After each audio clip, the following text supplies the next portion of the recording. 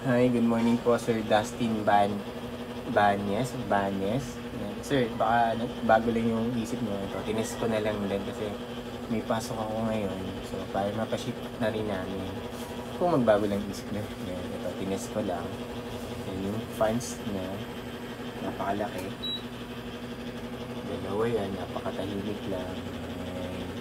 Sobrang ganda nito, Sir, sa dito. Akala nyo lang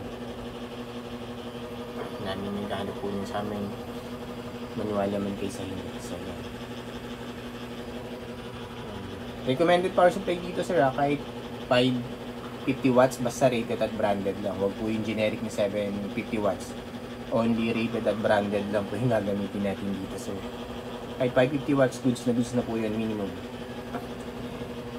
Iwas sa generic na power supply, lalo yung mga 750 watts. Okay po. Yan. Time running niya, di supermarket. 1 minute pa lang naman. Yung graph yan. Stable, straight na straight pa lang yan, sir. Walang prick-pick, hindi gumagalaw yan. Ito po yung buong screen. Yan. Wala pong kahit na anong issue. Walang random restart or random shutdown. Walang hang and freeze. Wala din pong BSOD or garbage display na lumalabas. Hindi rin po nagpick-picker yung screen. Yan. Tapos, may warranty sticker kami po dyan, sir.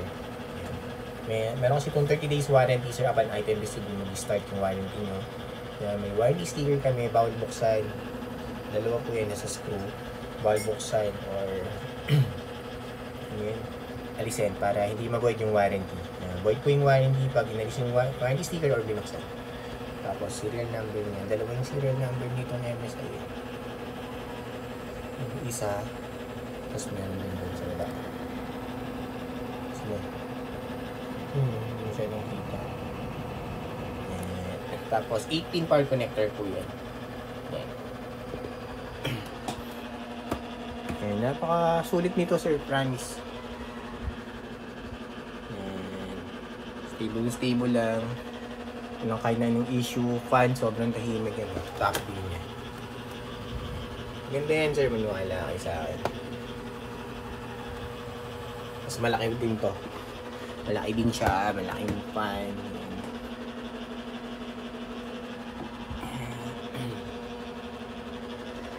Time running niya di sa per market. 3 minutes 10 seconds na. Napaka-stable na stable lang.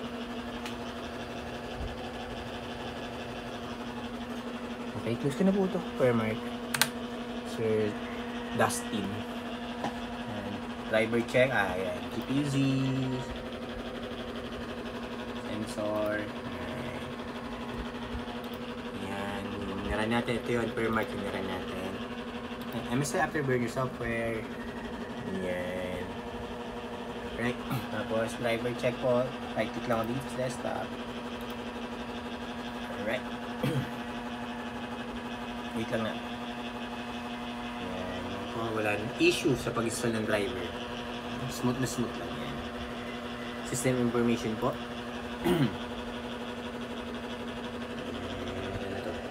NVIDIA GeForce GTX 1060. 6GB. Yung driver version niya. Alright, tapos Google Chrome for time and date checking lang po, Sir Dustin. Ayan. Time 6:49 AM Thursday, November 20, 2025. Yung current date and time natin, real time po yan, sir, each time now para dalawang time and date reference natin. Yan, pag nag-Google search kayo, meron na rin agad lalabas. Pero ito tayo, para meron tayong website na pupuntahan. So, ayan po, napaka-legit and legit accurate din ito yan. Yung current date and time natin, real time, yung record po itong video test before po din namin i-ship out pag nagbagong isip mo yun. Papanoorin nyo to pag inuwan nyo to. Pero kung hindi, wala. Yun lang po. Sir Dustin. Yan. Okay, yun lang. Shutdown ko pa ba? Sige. Shutdown. Para pakita nyo rin yung fan. Yung fans niya.